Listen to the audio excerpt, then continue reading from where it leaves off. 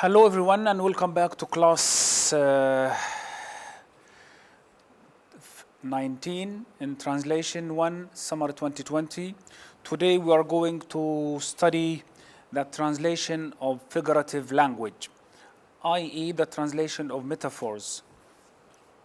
Here we are going to discuss the definition of metaphor and the figurative language as a reference with the types of figures of speech such as simile, metaphor, pun, and we will situate pun within these figures of speech.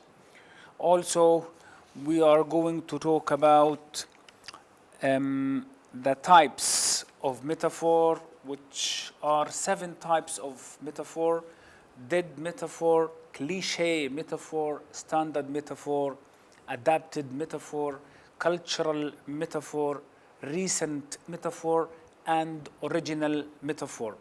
And we are also going to discuss how to handle them when you are translating. Metaphor is important because it constitutes a big portion in language. And it is a beautiful part in all languages where people sometimes opt for them in order to stylize their articulation of their ideas. Some people would prefer saying, "This man is a fox," to "he is cunning." Cunning, maker, okay? But they might opt for ثعلب because the image is striking, the image is powerful, okay? It can call all the traits of a fox contained in one situation, okay? Now, when we say that somebody is cunning, the language here is clear, direct, and as it describes a person as cunning in a straightforward way, whereas in "this man is a fox," it is figurative because it describes the same person in an indirect way as a fox. Okay? So, direct language is open, clear, straightforward, ordinary, little interesting, while figurative language is metaphorical, indirect, sometimes unclear, and unclarity is intended for its own sake in language. And this is called ambiguity. We will come to this in translation too, and how to deal with unclarity or ambiguity in translation. We've said that figurative language is metaphorical, indirect, sometimes unclear, preferable, much interesting, better and more beautiful than direct language. Okay? Now, figurative language is a reference to the following main figures of speech: simile, تشبيه, metaphor, استعارة, pun, تورية, metonymy, كناية, personification, تشخيص, wordplay, تلاعب بالألفاظ, irony. هنا the book says تهكم or سخرية. Some people would opt for مفارقة. Okay? The most popular, recurrent, and comprehensive figure is, of these I mean, of كناية, تشخيص, تلاعب بالألفاظ, okay, is metaphor, because it covers most of these figures, which is why figurative language is also called metaphorical language, and discussed in translation books under the translation of metaphor. Therefore, the concentration in the following pages will be on metaphors and the types of metaphors. But first, we're going to touch on the definition of metaphor and the components of metaphor before going to the types and metaphor and how they are treated in translation into Arabic. What is a metaphor? It is an expression of language which is meant to be used and understood in an indirect, non-literal way. So the key word here is indirect. You say something and you mean something else. It is a figure of speech that aims at achieving a kind of resemblance, similarity between two objects without stating the similarity in clear terms. Clear terms, clear words, okay? Or using either article like or as, okay? Components of a metaphor. We have 4 components of metaphors. Image, المشبه به, the source of the metaphor, the sun, الشمس, المشبه به. Object, the idea, thing or person described, simile. Smile, the idea, smile, يبتسم, okay? عفوا. Sense, وجه الشبه, the direct meaning of the metaphor, the brilliance of the smile which resembles the brilliance of the shining sun, okay? Metaphor, الاستعارة, the figurative word used in the expression sunny. These components are inseparable in practice, yet the first step in the translation of the metaphor for the student is to be able to distinguish these components. That ability facilitates their understanding, analyzing, and hence translating of metaphors in general. You have to keep reading in English and Arabic with open eyes on how language functions. You need to pinpoint. You need to learn how to recognize things, and these lists of metaphors or metaphorical stretches will help you understand from now on which is which when you come to translation, okay? Now, when we go to the types of metaphors, we start with the dead metaphor. What is dead? Is it really dead? Why is it dead? It is dead because everybody deals with it without feeling that it is a metaphor. Yeah, we live in a world of metaphors, and we use metaphorical language every day. No one of you, hardly do you use language without using metaphorical language, okay? A dead metaphor is a metaphor which is not felt by language users. They use it unconsciously as an ordinary direct expression, but it is not. This is the reason for calling it dead metaphor. So it is not really dead, it is so known, it is so familiar. You can say familiar metaphors. Not familiar because, yeah, well, hands of the clock. Every English person would use hands of the clock in their speech without taking notice that hands is this, the man hand, okay? احنا بنقول عن hands of the clock عقارب الساعة. احنا بنستخدم عقارب الساعة بدون أي انتباه للحشرة اللي هي العقرب, the scorpion. بنقول is the scorpion, okay? عقارب الساعة. Field of knowledge. The English person uses field of knowledge without even thinking of agriculture, الزراعة. وإحنا بنقول زيهم حقل المعرفة. Foot of the page, ذيل الصفحة. ما بنقولش قدم الصفحة. افتح طلع على ذيل الصفحة. Chain of mountains, سلسلة جبال. مش هتفكر في مثلا جنزير أو okay? Series of events, مسلسل أحداث. On the one hand, on the other hand, من جهة ومن جهة أخرى. Give me a hand, ساعدني, أعطني يدك, مد لي يد العون. Warm welcome, reception, ترحيب حار. not حار بمعنى يشوي الوجوه, لا, حار بمعنى كريم, لطيف. Okay, حميم. Okay, lukewarm welcome, ترحيب فاتر. To kill time. Do you really kill time? No. يقتل الوقت يعني يضيع. Squander. Okay?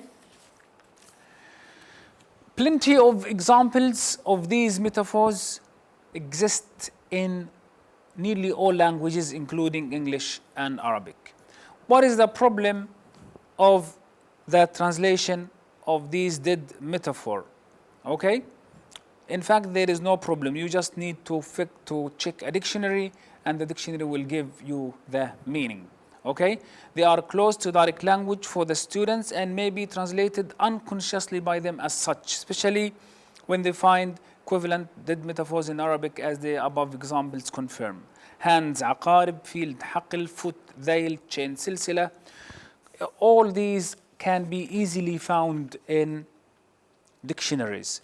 The only thing you need as a translator trainee is to know that there are types of metaphor. When you translate, at least you recognize what you are doing, okay? You know these classifications. The classification itself helps you deal with metaphors with self-confidence. Yeah, this is a dead metaphor. You give the name to the thing that you are doing, okay? In case that students have no knowledge of the exact equivalent in Arabic, the solution becomes more difficult with those dead metaphors which resist literal translation in particular. Yeah, you cannot translate dead metaphors literally. You have to look for equivalent. And usually dead metaphors are old in languages. And because of intercultural communication, that depends on language most of the time, a metaphor starts strange and it becomes naturalized in the source language and in the target language over time. When you talk about the hand of the clock appeared, for example, when the clock was invented around 1 century, 2 centuries ago. And when the Arabs received the clock, or they invented it before, they called it aqarib, they called it hand. It is all at certain point in time new in the language, but over time it becomes used and overused and everybody becomes familiar with it. And familiarity breeds contempt, meaning that it becomes part and parcel of the linguistic repertoire of nearly every person in the source language and the target language, including the translators. Okay?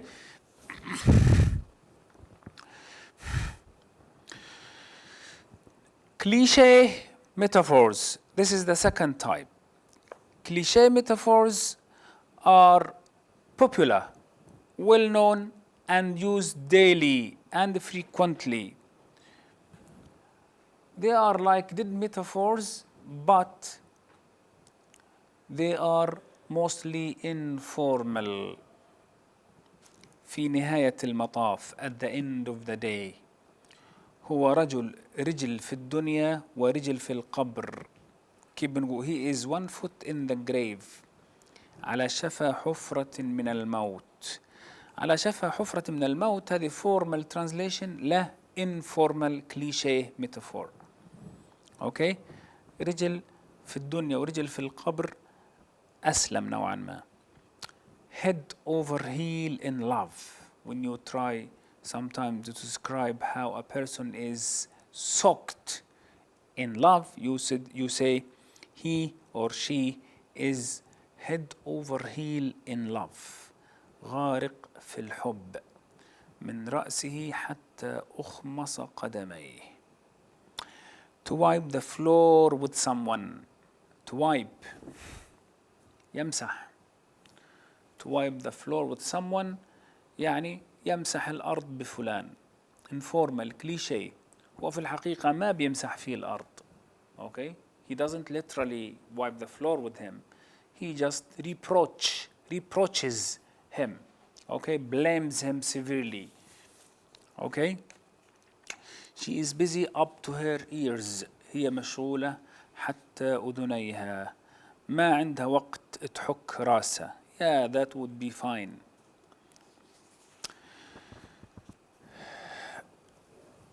Overlap happens in language. A collocation can be metaphorical in nature. An idiom can be a metaphor. So this is why I told you in the beginning of the class, metaphor constitutes a big portion in language. So you have to be careful of this overlap. Okay? Like did metaphors, cliche metaphors usually have Arabic equivalents as the examples show. Yet sometimes the case is not so, for the English metaphors may not have equivalent ones in the target language as the following examples illustrate. I always carry the can. ملهاش هذه حاجة مواتية جاهزة بالعربي، بتكون حديثة العهد، حديثة الظهور في الإنجليزية مثلا، أو لم تلزم أن تنقلها العربية فظلت غير مألوفة. بتكون مبتذلة، كليشيه ميتافور، كليشيه مبتذل، بتكون مبتذلة في الإنجليزية لكن لم تكن للعربية بها حاجة فلم تنقلها ولم تبحث لها عن مقابل. I always carry the can. أنا دائما أتحمل عبء المسؤولية. دائما تقع المسؤولية على عاتقي. carry the can literally أنا أحمل دائما العلبة. The heart of the matter is that you are a failure. جوهر الأمر هو أنك فاشل. Please give us a piece of your mind. من فضلك أعطنا رأيك الصريح. Catch the thief by hook or by crook. اقبضوا على اللص بأي وسيلة كانت. The soldiers stood to their guns. صمد الجنود في الميدان.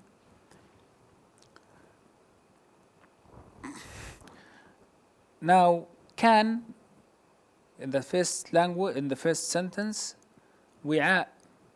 The heart of the matter قلب الأمر. Peace of mind قطعة من العقل. hook or crook كلاب أو خطاف. stand to guns يقف إلى سلاحه. الأصل هذه كلها هيك الحرفي تبعها. What is the best translation for these strange cliché metaphors? It is always to translate a metaphor with a metaphor. The best translation of a cliché metaphor is to translate the cliché metaphor with a cliché metaphor, or the metaphor with a metaphor, or else the sense. You take the sense, you digest it, and put it in the language. The students have always to beware of the literal translations of cliché metaphors because they may result in a funny expression in Arabic. So you cannot opt for literal translation. Because أنت ما بتقدرش تقول أنا دائما أحمل الوعاء أو قلب الأمر هو أنك فشل. من فضلك أعطني قطعة من عقلك. اقبضوا على اللص بكلاب أو خطاف. وقف الجنود إلى أسلحتهم. وإن كان بعض أحيان ممكن الواحد يناقش ويقول إنه قلب الأمر أنك فشل، ومن فضلك أعطيني قطعة من عقلك. اقبضوا على اللص بكلاب أو خطاف. ممكن واحد يناقش في أمرهم، وهذه ممكن نناقشها في ترجمة 2. Okay?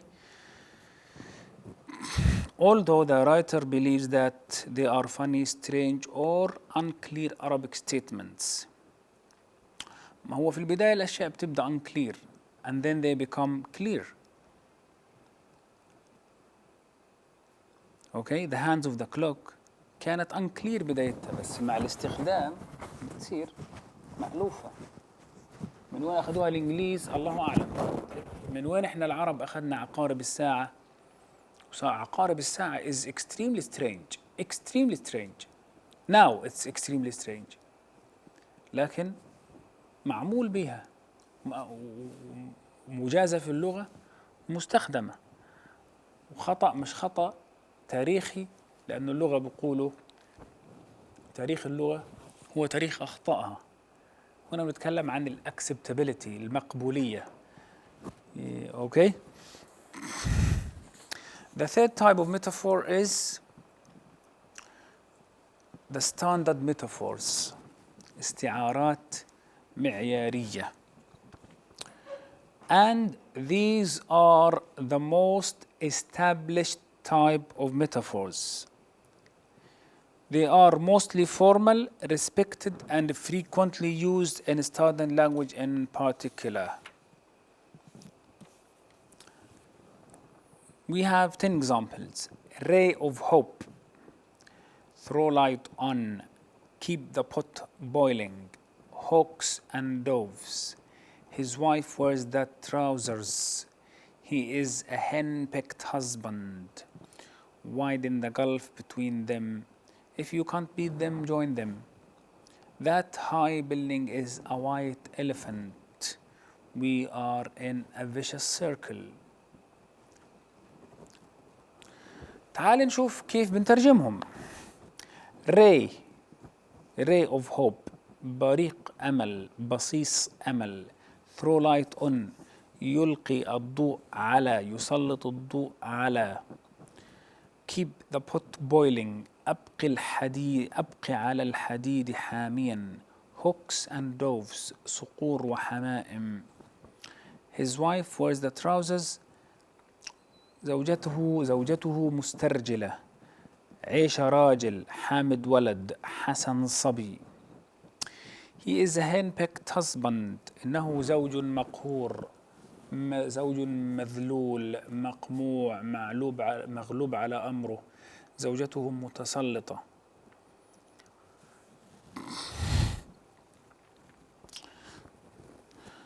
لاحظ مثال رقم 5 اتغيرت وجهة النظر فيه، لأنه النساء تلبس البلاطين الآن. His wife wears the trousers، زوجته مسترجلة. The statement is no longer valid in English. Culturally, I mean. How do you deal with this? Yeah? Think.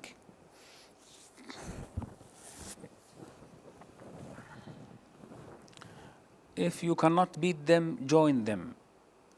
اليد التي لا تستطيع أن تعضها قبلها وادع عليها بالكسر. إذا لم تغلب فاخلب.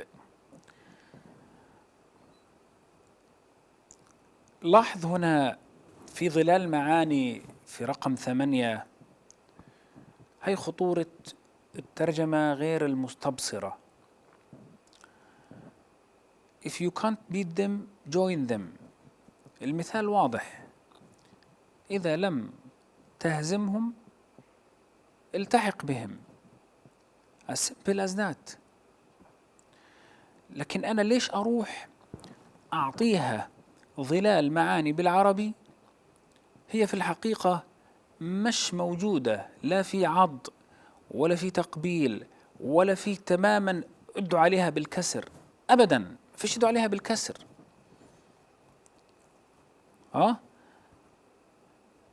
ما دام احنا بعدين اليد التي تعضها قبلها وادعوا عليها بالكسر ما فيش في أي جوانب بلاغية. يعني احنا لو انه يعني حاجة زي بروفيرب قوي أو في بلاغة أو يعني ربما إذا لم تغلب فاخلب أقرب، لكن هنا ممكن أنت تقول if you can't beat them join them. إذا لم تستطع هزيمتهم التحق بهم.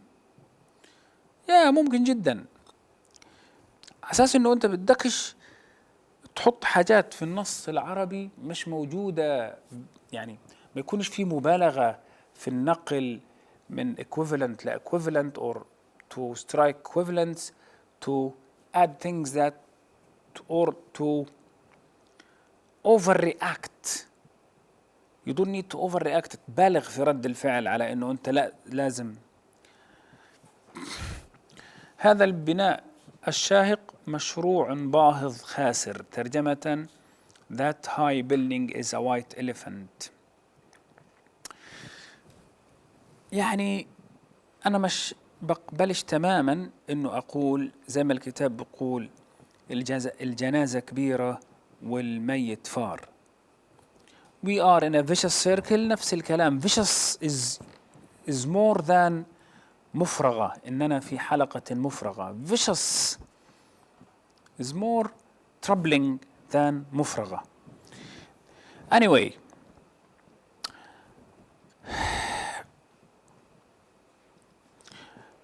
if you look at these metaphors, they are a mixture of different types of linguistic formations. Okay? Some of them are proverbs, some of them formal metaphors, some of them informal sayings, some of them are collocations. Okay? Ray of hope هذا formal metaphor. Throw light on formal metaphor. Keep the pot boiling هذا proverb. Hawks and doves هذا collocation. Okay?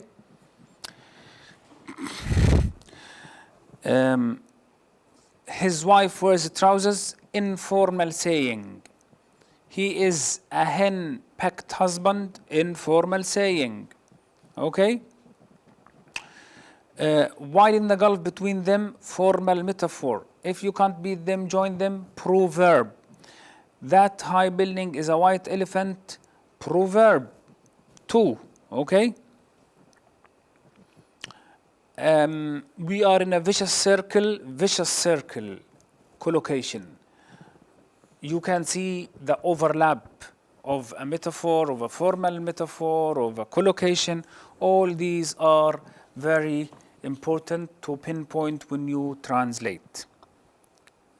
Okay?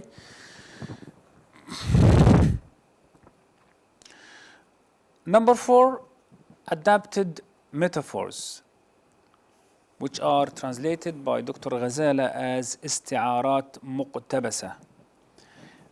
These metaphors are taken originally from English and acclimatized in Arabic. Okay?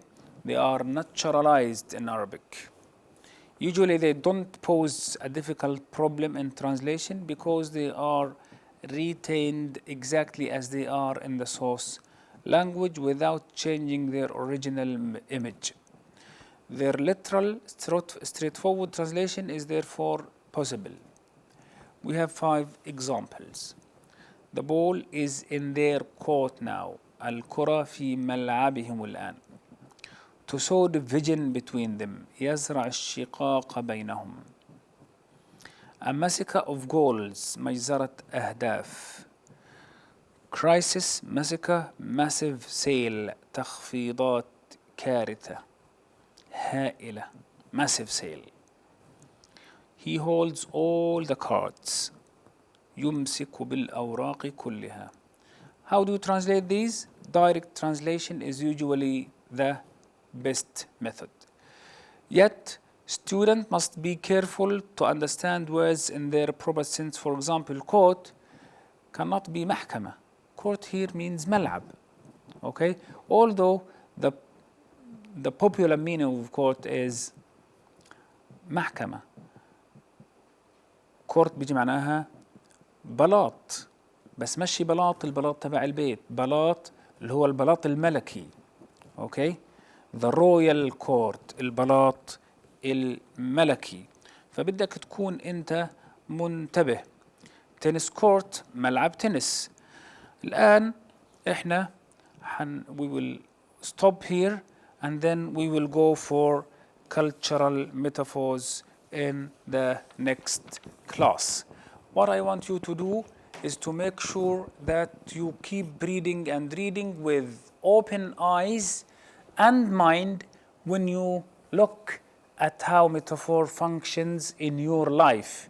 When you hear daddy talks, when you hear the news, when you hear your mommy talks, when you hear the students, your students. So each group of the society has its own ways of conveying their messages.